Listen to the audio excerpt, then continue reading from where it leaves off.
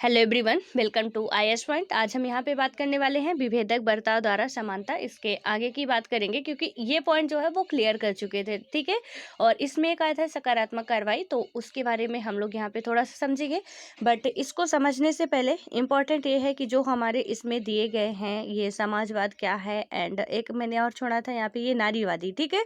तो नारीवाद क्या है, समाजवाद क्या है, पहले इसको समझ लेते हैं, देन फिर आगे बढ़ेंगे हम लोग, क्योंकि ये इम्पॉर्टेंट है हमारे, इसलिए इसे समझना बहुत ज़रूरी है। तो यहाँ पे नारीवाद की यदि सबसे पहले हमने बात करें तो इसमें क्या होता है कि नारीवाद स्त्री पुरुष के समान अधिकारों का पक्ष लेने वाला राजनीतिक सिद्धांत है। यानी कि ये जो नारीवाद है, और इसमें से आपको कंक्लूजन निकाल के अपनी नोट्स में मेंशन भी करना है। नारीवाद लिख के हेडिंग एंड डैश करके इसकी थोड़ी सी डिफिनेशन आपको भी लिखनी है, ठीक है। ताकि अभी हम पूरा पढ़ेंगे, दिन में बता रही हूँ आपको लिखना क्या है। तो यहाँ पे क्या होगा कि जो नारीवाद है वो स्त्री पुरुष के समान अधिकार, यानी कि इक्वलिटी राइट के लिए क्या होता था कि मतलब का पक्ष लेने वाला राजनीतिक सिद्धांत है। वे स्त्री या पुरुष नारीवादी कहलाते हैं जो मानते हैं कि स्त्री पुरुष के बीच की अनेक असमानताएं ना तो नैसर्गिक है और ना ही आवश्यक है। यानी कि चाहे यहाँ पे सिर्फ नारीवादी का मतलब आप ये मत समझना कि कोई स्त्री ही होगी। सीधे तौर से इसमें स्पष्ट किया गया है कि इसमें क्या होता है, स्त्री या पुरुष। यहाँ पे मैं इसीलिए आपको इसको करवा रही हूँ। बोल भी सकती थी कि आप खुद से कर लीजिएगा, बट मुझे ऐसा लगा कि इसमें कुछ चीज़ें हैं जो आपको बताने लायक है, ठीक है। तो यहाँ पे क्या है, जो स्त्री या पुरुष, इस बात को ध्यान रखिएगा आप कि नारीवादी कहलाते हैं जो क्या मानते हैं, जो ये मानते हैं कि यहाँ पे स्त्री और पुरुष के बीच की अनेक असमानता, यानी कि अनेक जो हम बात करते हैं स्त्री या पुरुष में भी बहुत सारी डिफरेंस होते हैं, ठीक है। तो उसमें से हम मतलब वो समाज हमारा ऐसा बना लेता है। तो जो असमानताएं हैं तो वो नैसर्गिक है और ना ही आवश्यक है। यानी कि इसमें कोई इम्पोर्टेंट नहीं है कि आप उसमें असमानता कर रहे हो।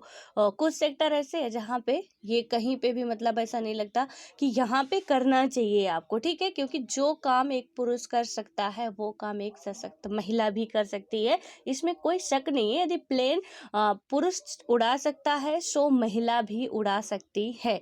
यदि युद्ध में पुरुष जा सकता है तो युद्ध में महिला भी जा सकती है, ठीक है। तो अभी इसमें खैर आगे पूरा बताया जाएगा। और इसमें क्या होता है कि नारीवादियों का मानना है कि इन असमानताओं को बदला जा सकता है और स्त्री पुरुष एक समतापूर्ण जीवन जी सकते हैं।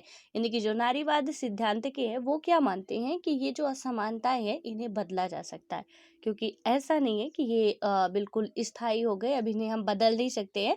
सो इनका मानना क्या है कि इन्हें हम बदल सकते हैं। यानी कि जो भी इनके खिलाफ असमानताएं हैं जो कि बिल्कुल भी इम्पोर्टेंट नहीं है, यानी कि आवश्यक नहीं है वो, तो उन्हें बदला जा सकता है, कोई इतना बड़ा इशू नहीं है।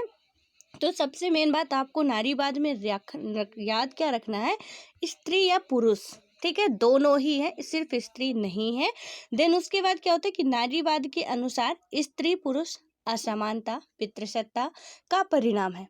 यानी कि नारी पुरुष इसमें क्या बताया गया है कि नारीवादी जो विचारधारा के लोग हैं वो क्या मानते हैं कि स्त्री पुरुष असमानता पितृसत्ता, यानी कि जो हमारी पेट्रियार्की है, तो इसका परिणाम है। सीधे तौर पे बिल्कुल यहाँ पे सही किया गया कि जो भी हमारी यहाँ पे पेट्रियार्की चलती है, पितृसत्ता चलती है, एंड उसी के कारण इसमें क्योंकि पुरुष फिर घर का मुखिया ही होता है, ठीक है। तो आपसे जितने भी लोग हैं, आप इंडिया में इंडिया के हैं, और मतलब कि बात करूँ मैं, चाहे किसी भी स्टेट के हो आप, ठीक है, नॉर्थ टू साउथ या ईस्ट टू वेस्ट, कहीं से भी आप बिलोंग करते हो। हालांकि साउथ में कहीं कहीं मात्रात्मक सत्ता भी चलती है, बट यहाँ पे पितृ सत्ता जहाँ जहाँ चलती है वहाँ पे हमसे यदि पूछा जाता है कि आपके घर का मुखिया का नाम क्या है, हम क्या बताते हैं, अपने पापा का नाम बताते हैं, ठीक है। और उसके बाद या अपने बब्बा का नाम बताते, कभी दादी मम्मी का नाम हम नहीं लेते हैं। कहीं पे भी नाम पूछा जाता है हम क्या बताते हैं, मम्मी के नाम से हम नहीं जाने जाते हैं। एंड ये रियलिटी है, हमारे समाज की ये सच्चाई है कि मम्मी के नाम से हम नहीं जाने जाते हैं। हमारी जो पहचान होती है वो पापा के नाम से होती है। यानी कि यहाँ पे जब भी कोई हमसे पूछेगा, सपोज मैं ही आप पूछ रही हूँ कि आप किसके बेटे हैं, मैंने नहीं पूछा कि आप अपने पापा का नाम बताएं या मम्मी का नाम बताएं, आप किसके बेटे हैं। तो अब बेटे में तो अब मम्मी के भी हैं, पापा के भी हैं, लेकिन हम किसका नाम बताते हैं कि हम इनके बेटे हैं। यानी कि हम अपना जो इंट्रो करवाते हैं वो अपने फादर से करवाते हैं, मदर से नहीं करवाते हैं, कभी भी नहीं। और मैंने बताया आपको कि आप पूरा इंडिया ले लीजिए, साउथ की कुछ स्टेट है जिन्हें आप कह सकते हैं कि वहाँ पे केरल वगैरह जो है, केरल में तो खैर पूरा मात्रात्मक चलता है, मातृसत्ता चलती है, ठीक है। तो वहाँ की और वहाँ का जो डेवलपमेंट है ना, वो जो कहते हैं कि महिलाओं के दांत नहीं होते, वो बुद्धिमान कम होती हैं इसलिए दांत कम होते हैं, तो वो फैक्टर यहाँ काम नहीं करता। केरल हमारे यहाँ का सबसे डेवलप स्टेट है, सबसे ज़्यादा विकसित यदि कोई राज्य है हमारे भारत का, वो है केरल। हर एक सेक्टर पे, चाहे एजुकेशन ले लीजिए, चाहे हेल्थ का ले लीजिए, मतलब कोई भी सेक्टर आप ले, वहाँ पे केरल बहुत आगे है। क्योंकि वहाँ पे किसी को यदि एक टैक्सी चालक पुरुष है तो एक टैक्सी चालक महिला भी है, एंड वो प्राउडली वो काम अच्छे से करती है। वहाँ पे कोई उससे रिस्क नहीं लगता है, मतलब कोई रिस्क का एहसास नहीं होता कि यहाँ पे यदि महिला क्या चलाएगी, टैक्सी चलाती है, तो यहाँ पे फिर लोग बैठने नहीं आते, उसे घूरने आते हैं, उसे देखने, उसे गंदे कमेंट करने आते हैं, उसकी टैक्सी पे बैठने नहीं आते हैं। तो ये सारी चीज़ें होती हैं। तो यहाँ पे यही बताया गया है कि यदि कहीं पे भी, अभी कोविड-19 में एक सर्वे आया था और उसमें क्या बताया गया था, कोविड-19 के दौरान ही आया था कि जो जिस जिस स्टेट में गवर्नर महिलाएं हैं, उस स्टेट की सिचुएशन काफ़ी अच्छी थी। गवर्नर या सीएम जिस जिस स्टेट की महिलाएं थी, पूरा वो रिपोर्ट था, मैं नहीं कह रही ऐसा, रिपोर्ट में था, पूरी आई हुई थी, तो द हिंदू में था, मैंने पढ़ा हुआ था कि उसमें जिस भी स्टेट में जो महिलाएं हैं वो क्या है कि गवर्नर है या सीएम है, वहाँ की जो सिचुएशन थी अदर स्टेटों से काफ़ी बेटर थी। और ये जब हम महिला सशक्तिकरण पे बात करते हैं तो ऐसे पॉइंट मेंशन कर सकते हैं, एंड इसलिए ये नारीवाद हमारे लिए बहुत इंपॉर्टेंट है और बहुत अच्छे तरीके से मैं आशा करती हूँ कि आपको समझा भी पाऊंगी आज, ठीक है। और इसे हम बिल्कुल क्लियर ही कर लेंगे ताकि फिर कभी हमें दोबारा पढ़ने की ज़रूरत ना पड़े। देन उसके बाद अब हम यहाँ पे बात करते हैं कि पितृसत्ता से आशय क्या होता है, कि एक ऐसी सामाजिक, आर्थिक और सांस्कृतिक व्यवस्था से है, यानी कि सिर्फ एक व्यवस्था नहीं, सामाजिक, आर्थिक और सांस्कृतिक व्यवस्था से है, जिसमें क्या होता है, पुरुष को स्त्री से अधिक महत्व और शक्ति दी जाती है। यानी कि पुरुष को समाज में भी, अर्थ में भी, कि चलो पुरुष ही बाहर काम करने जाते हैं, बिकॉज वो सेफ नहीं है ना, मतलब सेफ नहीं है महिलाएं, क्योंकि यदि आज जा रही हैं तो एक पुरुष ही उनकी इज्जत का लुटेरा है, ठीक है। तो मान लीजिए कि आप नहीं हैं, लेकिन बहुत से तो ऐसे हैं, और जेंडर तो सिर्फ हमारे, हम बात करें तो महिला और पुरुष है इस पृथ्वी पे, तो वहां पे क्या बताया गया है, और पुरुष आधी रात को आ रहा, कोई मतलब नहीं, कोई उसे कुछ नहीं करने वाला है। तो मैंने आपको बताया भी था कि कोई चोर लुटेरा ना मिल जाए, कि आप दिख रहे हो कि बहुत अच्छा खासा आपके हाथ में बैग वगैरह है, तो वो आपको लूटने की इरादे से आए, वो अलग बात है कि फिर पुरुष को भी खतरा हो सकता है रात में।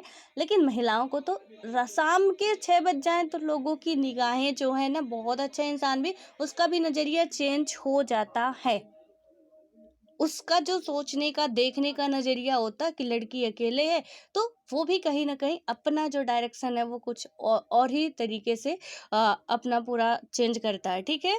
तो यहाँ पे यही सारी चीजें आपको देख के चलनी, समझ के चलनी है। नारीवाद आपको कभी नहीं भूलेगा कि नारीवादी लोग क्या सोचते थे, पितृसत्ता क्या है। तो पितृसत्ता यही है कि सिर्फ एक सेक्टर नहीं, यहाँ सामाजिक भी है, आर्थिक भी है और सांस्कृतिक व्यवस्था से है, ठीक है। और जिसमें क्या होता है, पुरुष को स्त्री से, यहाँ पे देखिए, पुरुष को स्त्री से अधिक महत्व और शक्ति दी जाती है। पितृसत्ता इस मान्यता पर आधारित है कि पुरुष और स्त्री प्रकृति से भिन्न है। जो हमारी पेट्रियार्की है वो क्या मानती है कि पुरुष और स्त्री प्रकृति से भिन्न है, यानी कि भगवान ने ही उन्हें अलग बना के भेजा है, ये पितृसत्ता वाले लोग मानते हैं। देन उसके बाद क्या होता, और यही भिन्नता समाज में उनकी असमान स्थिति को न्यायोचित ठहराती है। नारीवादी, यानी जो भी नारीवादी हैं, वो क्या करते हैं कि इस नज़रिए पर सवालिया निशान लगाते हैं। यानी कि वो इस नज़रिए पर जो लोग सोचते हैं कि उन्हें तो भगवान ने ही महिला पुरुष में डिवाइड किया एंड भगवान ने पुरुषों के पास इतनी ताकत दी है, महिलाओं के पास नहीं दी है, महिलाओं के पास नहीं दी है। जबकि रियलिटी बात करें हम, तो जब महिला एक बच्चे को जन्म देती है तो वो एक नया अवतार लेती है जो एक पुरुष में दम नहीं है। एक जितना महिला दर्द सह सकती है, एक पुरुष में उतनी क्वालिटी नहीं है। और ये हमारे दुनिया की सच्चाई है कि जो इस पृथ्वी की सृजन करता है, आज उसी पे मतलब आए दिन अत्याचार हो रहे, उसी को पैरों की जुत्ती समझा जा रहा है। और ये नारीवादी उसी के खिलाफ थे कि यहाँ पे जो महिलाएं हैं आपसे कम किस में है कि आप 4 हाथ पैर मार लेते हो। सपोज मान के चलिए कि उन्हें हर महीने दर्द झेलना पड़ता है, ठीक है। आई होप कि यहाँ पे आप सब पढ़े लिखे हैं, तो मैं जो कह रही हूँ वो आप लोग समझ रहे होंगे। महिलाओं को हर महीने हर मतलब सिचुएशन में उन्हें कंप्रोमाइज करना होता है। आपके घर में माँ है, बहन है, जो भी है, बहुत से मतलब जो भी महिलाएं अलग अलग रिश्ते में, भाभी हैं, चाची है, जो भी है, ठीक है। आप देखते होंगे कि वो कितना संघर्ष करती हैं। यानी कि उसे जो भी है कि हर में आप कम सारी चीज़ों में, एक चीज़ों में नहीं, सारी चीज़ों में आप कंप्रोमाइज करो। दर्द झेलने के लिए महिलाएं बनी हुई हैं, और भी जो काम है महिलाएं बनी हुई हैं, ठीक है। अब सोचिए कि आप 4 हाथ पैर हिला लेते हो, कहीं पे फाइटिंग हो रही है, आपने हाथ मार दिया, लेकिन जो महिला एक बच्चे को जन्म दे रही है, एक नया अवतार हो रहा है, इतना दर्द झेल के आ रही है, उसकी हिम्मत कहाँ जाएगी? आप कुछ अंदाजा लगा सकते हैं अपने आप से कि महिला को प्रकृति ने जो बनाया है, तो आपको तो उसकी इज्जत करनी चाहिए कि तो उसकी बदौलत आप हो। हालांकि मैं ये नहीं कहती कि महिला अकेले सब कुछ कर लेती है, आप भी आते हो तो वहाँ पे सिर्फ महिला का रोल नहीं होता है, बट इसमें जो हम उसकी इतनी वैल्यू गिरा दे रहे हैं यहाँ पे, ये पितृसत्ता की वजह से कि सारे यही कुछ करते हैं, आप कोई उनकी रक्षा ही भी कर रहे हो यदि, तो कोई एहसान नहीं कर रहे हो। क्योंकि एक हिसाब से देखा जाए उनका बॉडी स्ट्रक्चर जो है और आपका जो है, तो आप कंपेयर कर सकते हो। मतलब एक महीने का आप देख लीजिए पूरे का लगा के कि कितनी कितनी उसे समस्याएं झेलनी पड़ती है एंड आपको क्या क्या समस्याएं झेलनी पड़ती हैं। हो सकता है कि आपको मेंटल स्ट्रेस हो जाए, हो सकता है कहीं हाथ पैर में दर्द हो जाए, उसके अलावा क्या, तो आप तो फाइटिंग कर सकते हो ना, बड़े आराम से कर सकते हो, क्योंकि आपकी हेल्थ बनी हुई है अच्छी खासी। लेकिन जो एक महिला होती है उसके साथ क्या क्या होता है, आई होप कि आप सभी को पता होगा, ठीक है। तो यहाँ पे ये जो सोच रहे हैं नारीवादी जो विचारधारा, वो इन पे सवाल उठा रहे हैं कि तुम किस आधार पे भाई ऐसा कर रहे हो। और उसके बाद क्या होता है कि इसके लिए वे स्त्री पुरुष के जैविक विभेद और स्त्री पुरुष के बीच सामाजिक भूमिकाओं के विभेद के बीच अंतर करने का आग्रह करते हैं। जैविक या लिंग भेद, यानी कि जो हम बात करें प्राकृतिक और जन्मजात होता है, ये जो हमारा हो गया जैविक और लिंग भेद, इसमें बताया गया है कि ये प्राकृतिक और जन्मजात होता है। यानी कि इसमें बता रहे हैं कि जो लिंग भेद है प्रकृति और जन्मजात, पैदा होते ही लड़की है। अरे मतलब वो हमने कई बार भी बात कर चुके हैं इसके बारे में, ऐसा नहीं कि कोई नया टॉपिक है। जितने भी अब चैप्टर शायद आने वाले हैं इसमें से कुछ आपको ऐसे मिलेंगे जो कि हम पढ़ चुके हैं, देन उसका थोड़ा सा और एक्सप्लेन करके हमें पढ़नी है, बाकी चीज़ें वही हैं, ठीक है। तो अब यहाँ पे मान लीजिए लड़की हुई, अरे क्या हुआ, लड़की हुई, मतलब सुनने वाले का भी ना इतना सिर चकरा जाता है कि जैसे अब क्या हो गया, बहुत गंदा काम कर दिया इसने, लड़की पैदा कर दी। तो वो क्या बोलेंगे कि जिसके हुई तो उसको तो ठीक है, माँ को तो ठीक है, माँ भी दुखी हो जाती है बेचारी। और जिसके मतलब जो सुन रहा है, तो सपोज मेरे घर में किसी के या मेरी भाभी की लड़की हुई, मैंने किसी से बताया, अपने पड़ोस में बताया कि भाभी की लड़की हुई, ओ लड़की हुई, मतलब इतना गिरा हुआ बोलेंगे, आवाज भी इतनी स्लो कर लेंगे जैसे लड़की का खर्चा सारा इन्हीं को उठाना हो।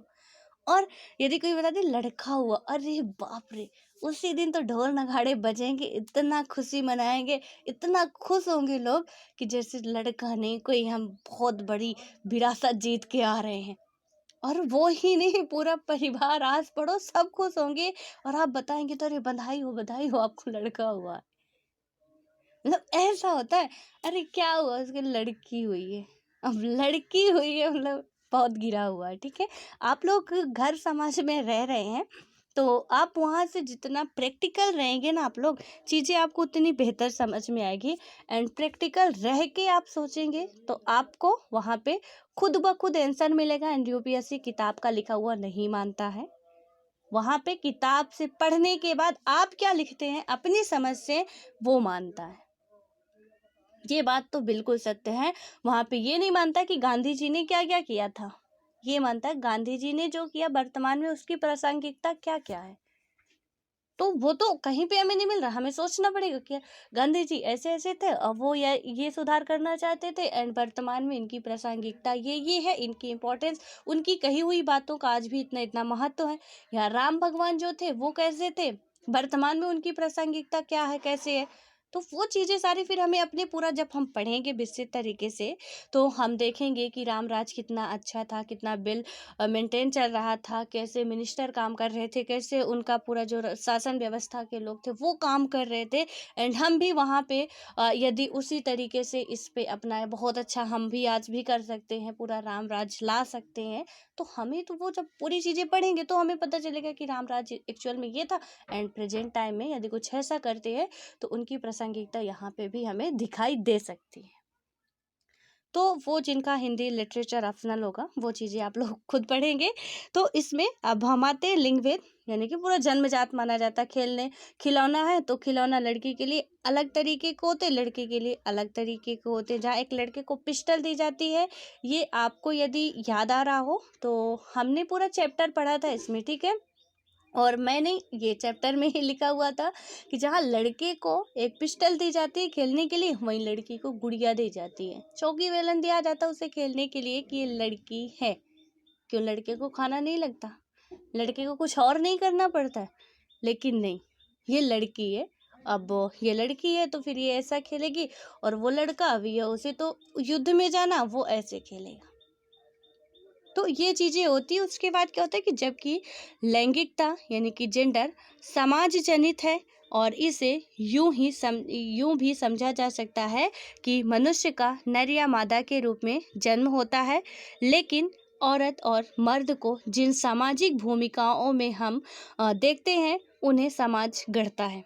यानी कि इसमें देखिए बहुत अच्छी बात ये कही गई है कि नर और मादा सिर्फ एक स्त्रीलिंग है, एक पुल्लिंग, इसमें ही जन्म होता है। और जन्म की जो प्रक्रिया होती है, पूरा जो भी मतलब आपके भ्रूण बनने से लेकर आप एक बच्चे बनते हो, पैदा होते हो, तो पूरी प्रक्रिया प्रोसेस सेम होती है। अब हो ना कि एक लड़का है उसकी प्रक्रिया अलग तरीके से हो, एक लड़की उसकी प्रक्रिया अलग तरीके से हो। मम्मी के पेट में जो होता है वो मतलब एकदम सेम होती है प्रक्रिया, सारी चीजें होती है। 9 महीने में आप भी आते हो, 9 महीने में लड़की भी आती है। और क्योंकि 9 महीने जो भी है मनुष्यों का जो भी हमारा टाइम पीरियड ही है उसमें ही आओगे, ठीक है। उससे ज़्यादा कम नहीं होता, कभी उससे ज़्यादा 2-4 दिन, कभी लड़का भी ज़्यादा होगा, कभी लड़की भी। पूरी प्रोसेस से मैं आप बताइए, जन्म से यदि आप सोचे कि मान के चलिए कि आप भी यहाँ पे नारीवादी हैं, ठीक है। तो आप लोग आपके आस पड़ोस में हो ना, तो थोड़ा डिस्कस डिबेट कीजिएगा ऐसे कि एक नारीवादी हो, एक उसके विरोधी हो, मजा आएगा बहुत ऐसे करने पे, ठीक है। एक उसके बिल्कुल विपक्ष में बोले, एक उसके पक्ष में बोले, फिर देखिए कितना आनंद आता है आपको। तो इसमें क्या हो गया कि यहाँ पे जो पूरी प्रोसेस मैंने आपको बताया कि आप खुद से सोचिए कि जो जितनी भी प्रक्रियाएं होती हैं, जितनी भी लेके सारी चीजें सेम होती हैं। और पैदा जैसे लड़का होता वैसे ही लड़की होती। उसके बाद धरती में गिरने के बाद से क्या होता है कि लोग उसे नाम देते हैं, ये लड़की है, ये लड़का है। दिन उसमें संस्कार घोलते हैं, ये तुम्हें करना है, ये तुम्हें करना है, ऐसा करो बेटा। अरे बच्चे लड़के हो, रोते नहीं बेटा। हम क्या बोलते हैं जब कोई अपने घर में ही हम लोग खुद ही बोलते हैं, कोई बड़ी बात नहीं है कि मैं आपको इतना ज्ञान दे रही हूँ, तो ऐसा नहीं है। हम खुद ही घर में बोलते हैं अपने कि अरे बेटा आप तो लड़के हो, क्यों रोते हो। लड़के रोते नहीं है, लड़के तो बहादुर होते हैं ना, रोना तो लड़कियों का काम होता है, आप मन तो रोया करो। यानी कि हम सब अपने अपने घर में खुद ही बोलते हैं। आपके घर में छोटे बच्चे होंगे तो उनसे बात करते हैं कि जो यदि वो रोने भी लगा कि लड़के रोते नहीं, एंड उसकी मेंटेलिटी में भर रहा लड़के रोते नहीं है। रोना तो लड़कियों का काम है। लड़के बेटा इससे नहीं खेलते, लड़के तो इससे खेलते हैं। लड़के खाना नहीं बनाते बेटा, लड़कियां बनाती है। आप लड़कियों के काम कर रहे हो। अब यहाँ पे क्या बताया जा रहा, हमें पूरे संस्कार देखिए घर से मिल रहे हैं कि लड़के बेटा ये काम नहीं करते, आप तो लड़कियों वाले काम कर रहे हो। तो वो चीजें हम क्या करें, उनके मन में ठूस ठूस के भरते जा रहे हैं। और उसके बाद क्या होता है, यहाँ पे पूरी चीजें आप एक आई होप कि क्लियर कर रहे होंगे, ठीक है। और यहाँ पे ये जो बताया गया कि नर और मादा, इससे आप ध्यान रखिएगा, क्योंकि पृथ्वी पे आने के बाद मर्द और औरत, यानी कि मर्द के कभी दर्द नहीं होता, हम मर्द है, वो औरत है, अबला नारी है। देखिए कितना मतलब क्या क्या बना के रखे हैं कि वो मर्द के कभी दर्द नहीं होता, औरत एक अबला नारी है, बेचारी है। ये दुनिया भर का अपने अपने सुख के लिए बना के रख दिए। और उसके बाद क्या होता है कि यहाँ पे सामाजिक भूमिकाओं में हम ये सारी चीजें बहुत अच्छे तरीके से देखते हैं, उन्हें समाज गढ़ता है। उदाहरण के लिए जीव विज्ञान का एक तथ्य है कि केवल औरत ही गर्भ धारण करके बालक को जन्म दे सकती है। अब इसमें मैंने बताया कि बहुत से लोग इसमें बुराइयां निकालेंगे, यानी कि आप डिबेट कर रहे हो, वहां पे आपको मैंने क्या बताया कि एक उसके पक्ष में बोले, एक उसके विपक्ष में बोले, विपक्षी उसमें भी बुराइयां निकाल लेंगे। यहाँ पे क्या कि सिर्फ और सिर्फ गर्भधारण औरत ही कर सकती है, लेकिन जो पक्ष वाला होगा वो बोलेगा कि यदि इतना ही पुरुष महान है तो गर्भधारण करके दिखाए। ये क्या बोलेगा, ये बोलेगा अरे उन्हें तो भगवान ने ही बनाया है कि बच्चा उन्हें ही पैदा करना है। लेकिन ये क्या बोलेगा कि अगर पुरुष इतना ही शक्तिशाली है तो फिर एक बच्चा पैदा करके तो दिखाए, अपने पेट में रख के तो दिखाए। वो मैं जानूं कि वो महिलाओं से बहुत ज्यादा महान है, तो वो ऐसे कुछ बातें बोलेगा। देन उसके बाद क्या होगा, लेकिन जीव विज्ञान के तथ्य में यह निहित नहीं है कि जन्म देने के बाद केवल स्त्री ही बालक का लालन पालन करे। यानी कि जीव विज्ञान में, जियोलॉजी में आपको क्या बताया जाता है, बायो में आपको पढ़ते हो कि वहाँ पे हमें बताया जाता है कि गर्भ धारण करना बिल्कुल महिला जो भगवान ने बना के दिया है। तो वही तो मैं बोल रही हूँ ना कि आप यहाँ पे आपको जितनी समस्याएं उसे झेलनी पड़ती हैं। मैंने बहुत दिन की बात नहीं की, जिंदगी भर तो झेलनी पड़ती, महीने भर में ही आप ले लीजिए, उतनी आप झेल के दिखाओ। यानी जो उसके बॉडी में जो भी हो रहा है, आए दिन उसको कोई ना कोई परेशानी रहती है, और उसके बाद आप उससे आशा करते वो युद्ध लड़ने जाएगी, और आप कोई युद्ध लड़ रहे हो तो बहुत महान काम कर रहे हो, क्योंकि वही आपको बना बना के बिल्कुल खिला खिला के शेर बना के रखिए, और आप बहुत महान काम कर रहे हो, यदि उसकी रक्षा भी कर रहे हो तो यहाँ पे हम कहते हैं कि फिर महिलाएं कमजोर हो गई। खैर अभी मैं पक्ष में बात कर रही हूँ, अभी विपक्ष में भी आऊंगी। तो हालांकि मैं विपक्ष में हूँ नहीं, बट कुछ ऐसा है जो कि आप कह सकते हो कि विपक्ष में भी, क्योंकि आप समझ सकते हो कि मैं भी एक महिला हूँ, ठीक है। और यहाँ पे थोड़ा अपनों के प्रति ज़्यादा होता है कि अट्रैक्शन होता है, बट एज अ टीचर मैं ऐसा नहीं करने वाली हूँ कि सिर्फ अपना देखा जाएगा। तो इसमें से अभी इसके जो नकारात्मक है उनको भी बात करेंगे, बिल्कुल परेशान नहीं होना है। देन उसके बाद इसमें क्या बताया गया है कि जब बच्चा क्या करती है, सॉरी, जो महिला होती है वो बच्चे को जन्म देती है। जियोलॉजी का ये तथ्य है, बायो का हमारा ये बिल्कुल फैक्ट है, सही है, इसमें कोई गलत नहीं है। भगवान ने ऐसा कुछ बनाया ही है जो कि सिर्फ एक महिला को ही माँ बनने का सुख मिल सकता है, एक पुरुष को गर्भ धारण करने का सुख नहीं मिल सकता, कभी भी कुछ भी हो जाए नहीं मिल सकता, क्योंकि पुरुष के अंदर वो इन्वायरमेंट ही नहीं है और भगवान ने डाला नहीं है, ठीक है। तो यहाँ पे तो पुरुष आप कह सकते हो कि कम है, लेकिन नहीं, वो फिर भी महान है बेटा, वो बेटे के बाप होते हैं, वो बेटे के बाप होते हैं, बाप बहुत महान होते हैं, ठीक है। तो उसके बाद क्या होता है, अब यहाँ पे जब बात आती है लालन पालन की, तो अब कोई ये कह दे कि बच्चा तुम्हारा है, तुम उससे उसका पूरी देख रेख करो, ये कहीं पे भी फैक्ट नहीं है कि एक बच्चा पैदा हो गया तो, एक तो बच्चा पैदा हुआ, तो मान लीजिए कि भगवान ने ऐसा एनवायरनमेंट बनाया है, यहाँ पे मैं दोनों की उसमें बोलूँगी कि भगवान ने ऐसा पूरा बॉडी का स्ट्रक्चर बनाया महिला पुरुष का, जिसमें से कुछ चीज़ें जो हैं वो सिर्फ महिला कर सकती हैं, या कुछ चीज़ें हैं जो सिर्फ पुरुष कर सकते हैं। लेकिन मुझे जहाँ तक लगता है कि सारी चीज़ें महिला कर सकती हैं, कुछ चीज़ें पुरुष नहीं कर सकते। ये सही है। वो आपने एक बार जोक सुना होगा कि मतलब देखे भी होंगे, अभी टिकटॉक तो काफ़ी उसमें था, प्रचलन में था। वहाँ पे क्या होता है कि मैंने एक वीडियो देखा था, उसमें बोलते हैं कि महिलाएं सब कुछ कर सकती हैं। तो अब देखिए यार, अभी देखिएगा समाज हमारा कैसा है। वहाँ पे जब बोला गया कि महिलाएं सब कुछ कर सकती है, वो लड़की बोलती हम तो महिला, हम सब कुछ कर सकते।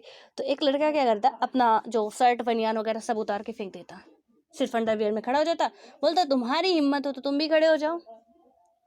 यानी कि क्या है यार, पूरा जो भी है भगवान ने जो बनाया है, चलो ठीक है, तुम्हारा तुम एक पुरुष के रूप में जो भी तुम्हारे तुमको दिया है वो ठीक है, लेकिन उससे जिस रूप में दिया अब तुम उसका मजाक उड़ा रहे हो। ऐसा नहीं कि वो भी नहीं कर सकती। आज आप देख रहे हो कहीं पे भी जाओ तो महिलाएं भी खुला चल रही हैं, ठीक है। तो अब इतना नहीं रहेगा, लेकिन वहां पे वो बता रहे, साबित करना चाह रहे कि तुम ये नहीं कर सकती हो। ये तो कोई बात नहीं हुई यार कि तुम एकदम से खड़े हो जाओ पूरा निकाल के और बोलो तुम भी खड़े हो जाओ। खड़े होने को तो कोई भी खड़ा, एक पागल महिला तो ऐसे ही खड़ी हो जाती है ना। और सबके पास है वो चीजें, चाहे तो वो ऐसा कर सकती थी, लेकिन मतलब वहां पे उस जो भी बनाया गया था, अब महिला को कमजोर दिखाना था, तो उसने भी क्या कहा कि मतलब हारी मान ली कि मैं ऐसा नहीं कर सकती हूँ। हालांकि मैं भी नहीं कहूँगी कि उसको ऐसा करना चाहिए, क्योंकि वो, मैं तो कहूँगी अच्छे खासे वर्डों में, कि वो जितना घटिया आदमी था जो भी था, कि उसने ऐसा किया। मुझे तो, मैं सच बताऊं तो मुझे इतना गुस्सा आता है, इतना गुस्सा आता है जब मैं ये सुनती हूँ कि कहीं जोक चल रहा है, कहीं कवि सम्मेलन चल रहा है, कहीं कुछ भी चल रहा, मतलब किसी को हंसाना है तो महिलाओं की बेइज्जती करनी ही होगी। महिला ही उनके हंसने का रीजन बनती है। मैं इतना कवि सम्मेलन सुनती थी, इतना ज्यादा कविताएं सुनती थी, लेकिन जब से चीजें मेरे समझ में आने लगी, मैंने तो ये हास्य कविता जो होती ना, मैं बहुत सुनती थी। लेकिन उसके बाद जब मुझे समझ में आया कि मतलब मैंने पूरा एनालिसिस किया, जिसको भी देखो बस वो महिला पे ही सिमटा हुआ था कि हम घर गए, हमारी पत्नी ने ऐसे कहा, उसने ऐसे कहा, वो ऐसे की। मतलब मेरा तो सच में दिमाग खराब होने लगा कि ये क्या है, मतलब ये इनके हंसने का भी रीजन हम है, इनके रोने का भी रीजन हम है, हमसे ही इनका सब कुछ है, और हमें ये बदनाम करके रखे हुए है। तब से तो मैंने कवि सम्मेलन, जो हास्य कविताएं होती वो तो मैंने सुनना ही बंद कर दिया, कि मुझे सुनना ही नहीं है। और ये रियलिटी है कि कहीं पे भी कोई यदि गाली दिया महिला को, तो सिर से पांव तक जलन होती है, कि मतलब किस एंगल से आप महान दिखते हो, किस एंगल से, जो हम नहीं कर सकते। मैंने अभी आपको बताया कि महिला एक पुरुष से काम एक्स्ट्रा कर रही है, कि वो गर्भ धारण कर रही है, जो आप में हिम्मत नहीं है और होगी भी नहीं कभी। ये मैं चैलेंज करती हूँ, क्योंकि भगवान ने ऐसा बनाया। जब आपने बिना भगवान के बनाए महान बन रहे हो, तो भगवान ने ही हमें बना के दिया। यदि अभी तो पक्ष में चल रहे हो, ठीक है, कि यहाँ पे यदि आप सारी चीजें कह रहे हो हम महान है, ये है दुनिया भर का, तो हम तो यहाँ पे बोल रहे हैं फिर कि हम तो तुमसे एक कदम आगे हैं, तुम भी करके दिखाओ, औकात तो तुम्हारे पास, तो तुम नहीं कर सकते जितना हम दर्द बर्दाश्त कर रहे हैं, तुम नहीं कर सकते हो, सीधे सी बात है। बट फिर भी कमजोर है तो कमजोर है, वही बना हुआ है जो भी, कि जन्मजात, तो हमें जन्मजात ही ये सुख मिला हुआ है कि हम ये काम कर सकते हैं जो आप नहीं कर सकते हो। देन उसके बाद आता है कि स्त्री पुरुष असमानता का अधिकांश प्रकृति से नहीं समाज से पैदा होता है। अब प्रकृति नहीं, तो देखिए प्रकृति में तो मैंने स्त्री को ही महान बना दिया। हाँ, स्त्री महान नहीं है, क्योंकि यदि एक बच्चे को पैदा करना है तो महिला और पुरुष दोनों का ही रोल वो बराबर का होता है। वो मैंने आपको बताया, इसमें हम नकार नहीं सकते हैं। एक महिला कितनी भी महान हो, वो अकेले बच्चे को जन्म नहीं दे सकती है। पुरुष कितना भी महान हो, तो महान हो ना हो, वो फिर भी नहीं दे सकता है। तो इसमें से कुछ हमारे जो भगवान ने बनाया, वो तो दोनों को इक्वल कहीं ना कहीं कर दिया, कि ना तो इसमें रहे ईगो, ना इसमें रहे, लेकिन समाज ने उनमें असमानता पैदा कर दी है। और उसके बाद आता है यहाँ पे हमारा पितृसत्ता ने क्या किया कि श्रम का कुछ ऐसा विभाजन किया जिसमें स्त्री निजी और घरेलू किस्म के कामों के लिए जिम्मेदार है। अब जो पेट्रियार्की है उसने कुछ ऐसा इंतजाम किया भैया, मतलब कि जो पूरा उनमें विभाजित किया कि जो स्त्री होती हैं तो निजी और घरेलू किस्मों के कामों के लिए वो जिम्मेदार होती हैं। भगवान ने उन्हें पैदा ही किया कि तुम जाओ, घर का काम ही तुम्हें करना है और कुछ नहीं करना, तुम्हारे बस की बात नहीं है, तुम्हें इतना ही करना है। और उसके बाद क्या होता है कि जबकि पुरुष की जिम्मेदारी सार्वजनिक और बाहरी दुनिया में है। हालांकि आज बहुत कुछ चेंज हो रहा है। ये मेरे वर्ड आप सुन सुन के ना थक गए होंगे, लेकिन ये आपके बहुत काम आने वाले हैं। हमेशा इस वर्ड को जरूर याद रखिएगा कि कभी हमारा एग्जैक्ट कहीं पे भी कुछ ऐसी चीजें होती जहां हम एग्जैक्टली नहीं बोल सकते हैं। सपोज यहाँ पे आप बोल बिल्कुल ऐसा दावा नहीं कर सकते हो कि महिलाओं में पूरी तरीके से सुधार आ गया, महिलाओं की स्थिति में। जी नहीं, महिलाओं की स्थिति में पहले की तुलना में सुधार आया है, बट आज भी पुरुषों के कंपेयर में उनमें कमियां हैं। ऐसा आप लिखते हो तो आपका आंसर बहुत अच्छा होगा, लेकिन आपने लिख दिया पूरी पूर्ण रूप से हम महिलाओं की जो भी आज़ादी थी, जो भी उनके हक थे, वो सब कुछ दे दिए, सब कुछ प्राप्त कर लिए। आंसर यहाँ पे गलत होगा आपको, क्योंकि पूर्णता है ही नहीं। पुरुषों के कंपेयर में आज भी महिलाएं कम है। जहाँ हर एक सेक्टर पे, कोई भी गवर्नमेंट सेक्टर हो, प्राइवेट सेक्टर हो, एक महिला पे 9 पुरुष मिल रहा है, यानी कि इस सिचुएशन खराब है। जब 545 मेंबर में से संसद में आपके होते हैं, जिनमें से ओनली 78 महिलाएं यदि वर्क कर रही हैं, यानी सिचुएशन खराब है। लेकिन महिला जो एक महिला शामिल होती थी उसमें, वो आज 78 महिला शामिल है। स्थिति यहाँ पे अच्छी है, तो इसलिए इसको हमें याद रखना है, ये वर्ड नहीं भूलना है। देन उसके बाद क्या होता है कि इसमें नारीवादी जो होते थे वो इस पे विभेद पर भी सवाल खड़े करते हैं। और उनका कहना क्या था कि अधिकतर स्त्रियां सार्वजनिक और बाहरी क्षेत्र में भी सक्रिय होती हैं, इसलिए दुनिया भर के अधिकतर स्त्रियां घर से बाहर अनेक क्षेत्रों में कार्यरत हैं। और जो नारीवादी थे उन्होंने फिर से विरोध कर दिया कि मान लीजिए आप विपक्ष में हैं, क्योंकि अभी मैं पक्ष में चल रही हूँ, ठीक है, तो आपको भी विपक्षी होना पड़ेगा। हाँ, हालांकि आप भी पक्ष में ही हो सकते हैं, लेकिन आपको भी यहाँ पे विपक्षी मेरा बनना पड़ेगा। तो आप ऐसा कह रहे हैं कि बाहरी दुनिया का काम तो वो कर ही नहीं सकती, बट मैं कह रही हूँ नहीं, आप गलत हो। दुनिया का कोई काम नहीं जो महिला नहीं कर सकती, बाहर का काम भी वो कर सकती है, इसमें कोई डाउट नहीं है। एंड आपसे हो सकता है कि 1% बेहतर ही करे, और यदि 1% बेहतर नहीं भी कर पा रही है तो आपसे 1% कम भी नहीं करेगी वो, ये तो गारंटी है। तो यहाँ पे क्या हुआ कि इसका भी खंडन कर दिया हमने। और उसके बाद क्या हुआ कि दुनिया भर में जो अधिकतर महिलाएं हैं, इसमें बताया गया कि घर से बाहर अनेक क्षेत्र में कार्यरत है, लेकिन घरेलू कामकाज की पूरी जिम्मेदारी केवल स्त्रियों के कंधों पर है।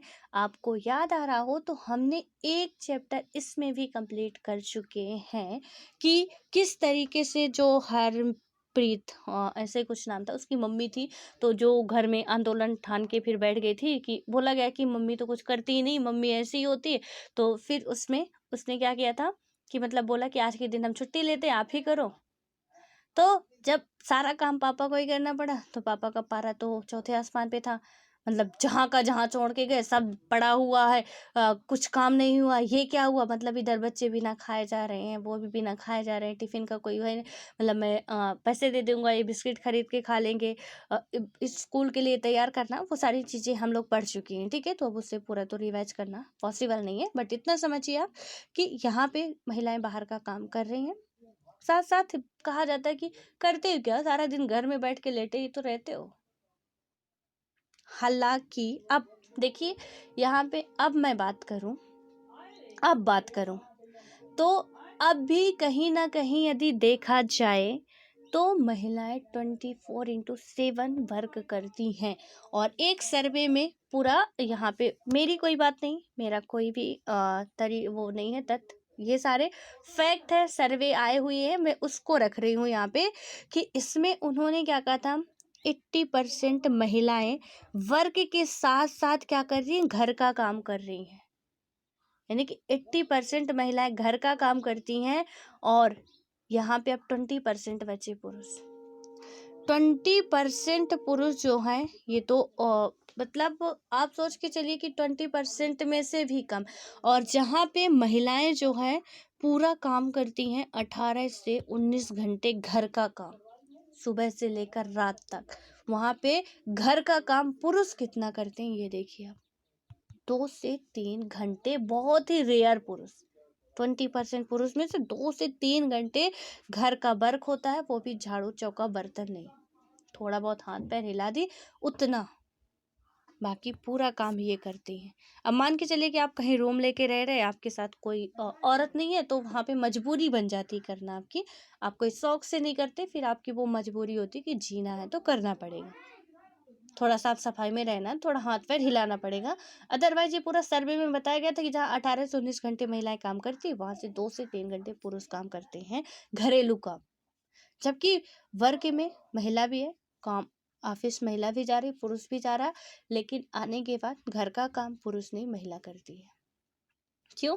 यहाँ पे यदि ऑफिस शॉप जा रहे हैं, मेंटल प्रेशर आपके पास था तो उसके पास भी रहा होगा, बट नहीं, वो हंसते हंसते, क्योंकि ये मान लिया गया, दोनों के द्वारा ही मान लिया गया, महिला के द्वारा भी मान लिया गया कि ये रियलिटी है, हमें यहाँ का काम मतलब घर का काम हमारे लिए ही बना हुआ है, हम ही कर सकते हैं। एंड घर में यदि हमें लड़ाई झगड़े से बचाना है तो फिर वो चीज़ें करनी पड़ती है। देन उसके बाद इसमें बताया कि नारीवादी इससे स्त्रियों के कंधे पर दोहरा बोझ बताते हैं कि वो ऑफिस का भी वर्क कर रही, घर का भी वर्क कर रही है। हालांकि क्या होता है, इस दोहरे बोझ के बावजूद स्त्रियों को सार्वजनिक क्षेत्र के निर्णयों में ना के बराबर महत्व दिया जाता है। नारीवादी का मानना है निजी सार्वजनिक के बीच यह विभेद और समाज या व्यक्ति द्वारा गढ़ी हुई लैंगिक असमानता के सभी रूपों को मिटाया जा सकता है या मिटाया जाना चाहिए। यानी कि ये जो सारे रूप हैं, लैंगिक असमानता है, इन सब को जो व्यक्ति के द्वारा गढ़ी गई हैं वो हमें मिटाए जाना चाहिए। ये वक्त आ चुका है कि इसमें हमें सुधार लाना चाहिए। तो इसमें से बस आपको 2-3 लाइनें ही लिखनी है कि नारीवादी कौन होते हैं एंड उसकी विचारधारा क्या है। ठीक है, कि जो भी स्त्री या पुरुष यानी इसके समर्थन में होते हैं या कि इनके बीच की जो असमानता है उन्हें नैसर्गिक मानते हैं, तो इसको आपको लिख लेना है, 1 से 2 लाइन में पूरा ख़त्म कर देना है। और उसके क्योंकि कहानी है, आप उतना कहानी लिख के क्या फ़ायदा है फालतू का, आप समझ चुके हैं, उतना बहुत है, लिखना नहीं है। ठीक है, 2-3 लाइन हालांकि लिखने का, नारीवाद क्या होता है यानी नारीवादी कौन थे या क्या है, तो वो लिख सकते हैं। और इसका रीजन पित्त सत्तात्मक एक बहुत बड़ा रोल निभाता है इसमें, वो भी चीज़ें हमने देखा, उससे अभी आप नोट कर लीजिए। ठीक है, उसके बाद अब यहाँ पे आता है समाजवाद। समाजवाद को भी अभी खत्म कर लेते हैं। समाजवाद में क्या होता है कि समाजवाद जो होता है असमानताओं के जवाब में उपजे कुछ राजनीतिक विचारों का समूह है। यानी कि इसमें क्या, ये भी राजनीतिक विचारों का समूह है। समाजवाद वो समाज के विचारों का समूह, विचारधारा थी पूरी, ये राजनीतिक विचारों वालों का ये समूह है। वे खासकर क्या होते हैं कि ये खासकर वे असमानताएं थी जो औद्योगिक पूंजीवादी अर्थव्यवस्था से पैदा हुई और उसमें क्या होता है बाद तक बनी रही। समाजवाद का मुख्य सरोकार वर्तमान असमानताओं को न्यूनतम करना और संसाधनों का न्यायपूर्ण बंटवारा करना है। यानी समाजवादी जो लोग थे वो क्या मानते थे कि सरोकार वर्तमान असमानता, जो प्रेजेंट टाइम में असमानता व्याप्त है हर एक जगह पे, तो उन्हें न्यूनतम करना, उन्हें पूरा कम नहीं, मतलब वो एकदम से ख़त्म नहीं किया जा सकता है, बट समाजवादी इतना मानते थे कि आप उसे कम करो। जहाँ पे भी असमानता है, चाहे महिला पुरुष में हो, चाहे अमीरी गरीबी में हो, चाहे जाति वर्ग में हो, जहाँ भी असमानता काम में हो, कहीं पे भी हो, तो उसमें आप क्या करो, उसे कम करो। ये समाजवादी मानते थे कि आप उससे, मैंने बताया था ना आपको, समाजवाद, मार्क्सवाद, लेनिनवाद, इनका यही था कि वो पूंजीपति वर्ग का विरोध करते थे और मजदूर श्रमिक वर्ग का साथ देते थे। तो इसमें सीधे तौर से यही कहा गया कि आप उसे कम करो, संसाधनों का न्यायपूर्ण तरीके से आप बंटवारा करो। जो भी हमारे पास संसाधन है, आप ऐसा नहीं कि किसी एक पर्सन को ही सारा दे दो। सपोज सरकारी दुकान में हमें बहुत सारा अनाज आता है, देना है कि एक रुपये में गेहूँ, 2 रुपये में चावल, लेकिन आपने किसी एक अच्छे आपके जो परिचित है, आपने सारे बोरे जो थे उन्हीं को ही दे दिए, तो उसमें से क्या हुआ कि आप जो भी थे सैकड़ों लोगों तो भूखे मर गए आपके एक काम से। तो आप न्यायोचित बंटवारा करो, जिसके लिए आप उसी को दो। तो इसमें से ये यही मानते हैं। हालांकि क्या होता है कि समाजवाद के पक्षधर पूरी तरह से बाजार के खिलाफ तो नहीं होते, लेकिन वे शिक्षा और स्वास्थ्य सेवा जैसे आधारभूत क्षेत्रों में सरकारी नियमन, नियोजन और नियंत्रण का समर्थन जरूर करते हैं। यानी कि ये क्या करते हैं कि इसमें क्या है कि बाजार के खिलाफ पूरी तरीके से वो नहीं होते हैं। सही है कि वो पूरी तरीके से नहीं होते, लेकिन वे क्या करते हैं, शिक्षा और स्वास्थ्य सेवा जैसे जो कुछ हमारे मूलभूत है या आधारभूत क्षेत्र हैं, तो क्षेत्र में जो सरकारी नियमन है, नियोजन है, नियंत्रण का समर्थन वो जरूर करते हैं। भारत में प्रमुख समाजवादी चिंतक राम मनोहर लोहिया, ये कौन थे, समाजवादी विचारधारा या समाजवादी चिंतक थे। इन्होंने क्या किया, इनके बारे में ना थोड़ा सा आपको पढ़ लेना है। इनका जन्म, मृत्यु, इनका क्या क्या इन्होंने किया है, मतलब इनकी क्या क्या उपलब्धि रही है, वो थोड़ा सा आप गूगल से सर्च मार के देख लीजिएगा। एंड आप वो डालेंगे यदि राम मनोहर लोहिया, दृष्टि का भी आर्टिकल है एक, उसमें से भी आपको इनके बारे में सारी चीज़ें पता चल जाएंगी, तो वहाँ से भी आप पढ़ सकते हैं। कहीं से भी पढ़िएगा, उसे थोड़ा सा कंप्लीट कर लीजिएगा, ठीक है। तो इसमें क्या हुआ, क्योंकि ये जो कुछ महान व्यक्तित्व हैं ये हमारे एग्जाम के लिए इम्पोर्टेंट है। एक चैप्टर है सिलेबस का हमारे, उसमें आता है, यानी सिलेबस का एक यूनिट है, देन उसमें बात की गई है कि महान व्यक्तित्व के जो भी लोग हैं उनके बारे में भी पढ़ना हमें पड़ेगा, ठीक है। और उसके बाद क्या होता है कि ने 5 तरह की असमानताओं की पहचान की जिनके खिलाफ एक साथ लड़ना होगा। यानी इन्होंने 5 तरीके की असमानताओं की पहचान की थी और कहा था कि इनके खिलाफ हमें लड़ना होगा। कौन कौन सी वो 5 तरीके की असमानताएं थी। फर्स्ट आता है इसमें कि स्त्री पुरुष असमानता, जो अभी हमने कंप्लीट किया। दूसरा आता है, हमने स्त्री पुरुष असमानता नहीं कंप्लीट किया, हमने नारीवादी विचारधारा के लोगों को देखा है। और लोग, अब नारीवादी विचारधारा के लोग थे, वो मानते थे कि स्त्री पुरुष के बीच असमानता नहीं होनी चाहिए, तो उसमें आया था, ठीक है।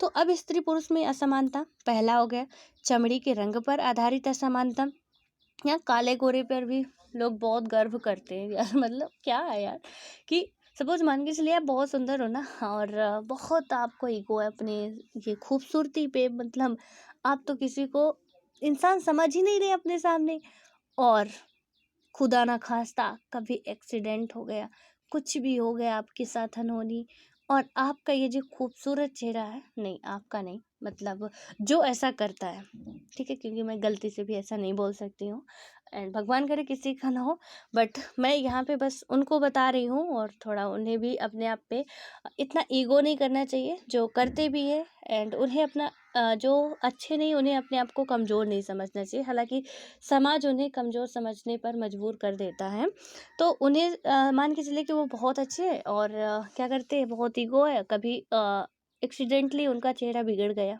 कुछ भी हो गया, चेहरे पे एसिड गिर गया, चेहरे पे मतलब कुछ भी हो सकता है, ठीक है, नाक का नक्शा बिगड़ गया, और वहाँ पे जो आपकी खूबसूरती थी वो कहीं गायब हो गई, उस टाइम आप क्या करोगे। तो इसलिए हमें कभी ईगो नहीं करना चाहिए, क्योंकि ये जो है वो सब चीज़ें आती जाती रहती हैं। कभी ज़्यादा धूप है आप सामने दिखोगे, कभी नहीं है आप कोरे दिखोगे, ये दुनिया है और यहाँ पे चीज़ें होती रहती। लेकिन पता नहीं हम लोग बना के सारी चीज़ें किस तरीके से रखे हैं, और आगे क्या होने वाला है। तो यहाँ पे चमड़ी पे भी असमानता, हमारे देश में ही नहीं, और हाँ विदेशों में भी ऐसा होता है, बहुत ज़्यादा होता है। हमारे देश में तो मैं कहूँगी कम ही होता है जितना विदेशों में होता है, क्योंकि अब अपने देश में ना एक करता तो दो लोग ना, हमें एक गोरा मिल रहा है तो दो लोग सामने मिल रहे हैं, तो वहाँ पे क्या होगा कि थोड़ा सिमिलरिटी रहती है, थोड़ा लोग बाग बच के रहते हैं कि चलो ठीक है नहीं करते हैं। तो यहाँ पे एक बार डॉक्टर राधा कृष्णन सर्वपल्ली जी का स्टेटमेंट भी मुझे याद आ रहा कि अंग्रेजों के साथ उनकी बहस चल रही थी, एंड उन्हें बोला गया, अंग्रेजों ने बोला कि हम कितने अच्छे हैं, हम सब एक तरह के दिखते हैं, मतलब देखिए हमारा जितना भी कल्चर है, हमारी जो भी सोच विचार है, हम सब अंग्रेजी बोलते हैं, हम सब का रंग कितना फेयर है, हम कितने अच्छे दिखते हैं, सारे के सारे लोग एक जैसे दिखते हैं, सारे के सारे। वहाँ का इन्वायरमेंट ऐसा है, आपको बता चुकी हूँ मैं कि रीजन क्या था। तो जो यूरोपीय है वो बहुत अच्छे गोरे गोरे दिखते थे, तो उन्होंने मतलब बहुत ही ईगो से कहा। तो डॉक्टर राधा कृष्णन सर्वपल्ली जी ने क्या कहा कि गधे तो एक ही रंग के होते हैं, घोड़े कई रंग के होते हैं। यानी कि उन्होंने एक ही बात में कितना खूबसूरत सा उन्हें जवाब दे दिया कि गधे तो एक ही रंग के होते हैं, घोड़े कई रंग के होते हैं, गधा किसी काम का नहीं होता, घोड़े से ज्यादा कोई रेसर जानवर नहीं होता। यानी कि पूरी बात उन्होंने साबित कर दी कि गधा किसी काम का नहीं है, घोड़े से ज्यादा कोई काम का हो भी नहीं सकता है। तो हम घोड़े हैं, तुम गधे हो नालायक। मतलब उन्होंने पूरी, उनका जो भी था कि हम इतने अच्छे थे, वो सारी चीजें उनकी मिट्टी में मिला दी जवाब देने में। खैर हम इंडियन बहुत ही एक्सपर्ट रहते हैं, इंग्लिश भले ना आती हो, टूटी फूटी भी आती है, उसमें से भी उनकी इंग्लिश की धज्जियां उड़ाने में बहुत माहिर है, ठीक है। तो उन्होंने ऐसा जवाब दिया, और वो जो भी थे उनसे बहस कर रहे थे, अब उनके पास कोई जवाब ही नहीं था कि सही है, गधे एक ही रंग के होते, घोड़े कई रंग के होते हैं।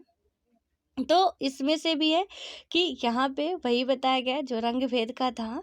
और एक बात और यहाँ पे क्वेश्चन आपके लिए तैयार होता है कि राधा कृष्णन सर्वपल्ली जी जो थे वो हमारे देश के कौन थे। बहुत इंपॉर्टेंट क्वेश्चन है, पूछा भी जाता है, और आप थोड़ा सा बताइएगा। एंड उसके बाद क्या होता है, तीसरी असमानता इन्होंने क्या देखी थी, राम मनोहर लोहिया जी ने। लिख लीजिएगा ये राम मनोहर लोहिया के बारे में थोड़ा सा। और ये जो 5 असमानता इन्होंने बताई थी, इसके बारे में भी कहीं पे भी आपके ये काम आ सकती हैं। तीसरी कौन थी, जातिगत असमानता, जो हमारे देश में बखूबी चलती है। कुछ देशों का अन्य पर औपनिवेशिक शासन, और निसंदेह क्या होता है कि आर्थिक असमानता है, यानी कि कुछ औपनिवेशिक शासन हो गया, कुछ देशों में आर्थिक असमानता है। ये क्या होता है, आज स्वप्रमाणित धारणा लग सकती है, लेकिन लोहिया के समय में क्या था कि समाजवादियों के बीच आमतौर पर यही तर्क चलता था कि असमानता एकमात्र, यानी कि असमानता का एकमात्र रूप वर्गीय असमानता है। यानी कि उनमें क्या लगता था कि यहाँ पे सिर्फ वर्ग का है कि जो भी अमीर गरीब है उनमें कहीं ना कहीं असमानता चलती है। और उसके बाद या हिंदू मुसलमान में जो भी है जाति में वो चीज़ें चलती थी, जिसके खिलाफ क्या संघर्ष अपरिहार्य। और दूसरी असमानता गौण है, या आर्थिक असमानता का खात्मा होते ही वे स्वतः ही खत्म हो जाएंगी। यानी कि उन्हें क्या लगता था कि आर्थिक असमानता यदि खत्म हो गई एक बार, तो सारी चीज़ें स्वतः ही खत्म हो जाएगी। यानी सबके पास यदि पैसा आ गया तो ज़्यादा दिक्कत नहीं रहती है। हालांकि ऐसा कहते हैं पैसा वाला ज़्यादा दुखी रहता है, कम से कम गरीब 2 रोटी सुकून से खा के सो तो जाता है, उसको टेंशन नहीं रहती है। लेकिन अब जो इतना पैसा वाला, वो सोचता है कि कल जो घोटाला किए थे उसका पैसा आज कहाँ छुपाएंगे, आज किसके अकाउंट में ट्रांसफ़र करना है, हमारा पैसा भी सेफ रहे और हम भी बिल्कुल वाइट मनी ही कमाते रहे, ब्लैक मनी वो हो ही ना। तो उसमें से उसे तो नींद ही नहीं आती है कि अभी तो इसका इसका इतना इतना है, अभी क्या करना, कैसे करना, इस पैसे का ये वो दुनिया भर का। और गरीब क्या, गरीब के पास तो कुछ है ही नहीं, किसकी टेंशन करेगा यार। वो है, आज कमाए हैं तो आज खा लिए, आराम से सो रहे, कल देखा जाएगा, कल भी कमाएंगे खा लेंगे, मिल जाएगा तो, नहीं मिलेगा तो कोई टेंशन नहीं, मस्त मौला होके वो सो रहा है। तो यहाँ पे कहने की बात होती है कि अमीर बहुत अच्छा होता है, गरीब बहुत खराब होता है। कुछ होते ना, हर एक चीज में ना सारे गुण नहीं पाए जाते हैं। एंड देखिए, हाँ, कोई मेरे जैसा हो तो वो तो क्या कीचड़ में भी खूबसूरती निकाल ही लेगा, क्योंकि कीचड़ में ही कमल खिलता है तो वहाँ भी खूबसूरती आपको मिल ही जाएगी।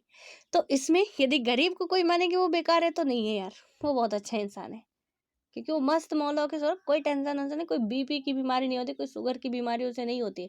अमीर तो डॉक्टर आधा पैसा उनका खाते हैं, कुछ उनको बीपी है, शुगर है, जितना भी होता है सारी चीज़ें उन्हीं को होती हैं। तो जितना जिसके पास है वो उतना ही दुखी रहता है, ये बात सत्य है। और हाँ, ये है कि आपकी ज़रूरतें ज़रूर पूरी होती हैं। आप 90,000 या 1 लाख का मोबाइल चला सकते हो, और 40,000 60,000 या 2 लाख का आप लैपटॉप चला सकते हो, आप गाड़ी अच्छी वाली ले सकते हो। तो बहुत चीज़ें होती है कि आप कपड़े बहुत अच्छे पहन सकते हो, और कपड़े अच्छे, हाँ, आपके ब्रांडेड हो सकते हैं, हम गरीब हैं तो हमारे ब्रांडेड नहीं हो सकते, बस इतना है। लेकिन शरीर आपका भी ढका रहेगा, शरीर हमारा भी ढका रहेगा, क्योंकि शरीर ढकने के लिए हमने कपड़े पहने, तो आपने दिखावटी के लिए पहने, हमारे पास जो था हमने वो शरीर ढकने के लिए पहने। तो उसमें हम कोई और नहीं दिखने वाले, हो सकता है थोड़ा आपका ज़्यादा कीमत हो, हमारी कम होगी, एंड हमने एक्सेप्ट कर लिया जितना भी है बहुत है, इतने में हम खुश रहेंगे। उसके बाद तो इन्होंने यही माना कि यदि हमारी आर्थिक असमानता खत्म हो जाती है तो सारी चीज़ें खत्म हो जाएगी। बट कहीं ना कहीं मैं ये थोड़ा बहुत नहीं मानती हूँ कि आर्थिक हमारी समानता जो है वो खत्म हो जाएगी तो वो चीज़ें खत्म हो जाएंगी, जी नहीं। उसके बाद है यहाँ पे कि लोहिया कह, का कहना था कि इन असमानताओं में से प्रत्येक को की अलग अलग जड़ें, और उन सब के खिलाफ अलग अलग लेकिन एक साथ संघर्ष छोड़ने होंगे। उन्होंने एकांकी क्रांति की बात नहीं कही और उनके लिए क्या होता था कि उक्त 5 असमानताओं के खिलाफ संघर्ष का अर्थ था 5 क्रांतियां। अब उन्हें क्या लगता था 5 क्रांति है जो असमानताएं खत्म करनी, 5 क्रांतियों के बराबर है, इतनी मेहनत करनी पड़ेगी।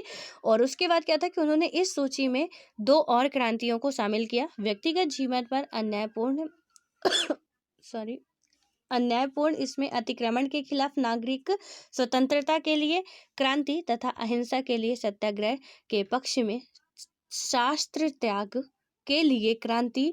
ये ही सप्त क्रांतियां थी जो लोहिया के अनुसार समाज का आदर्श है।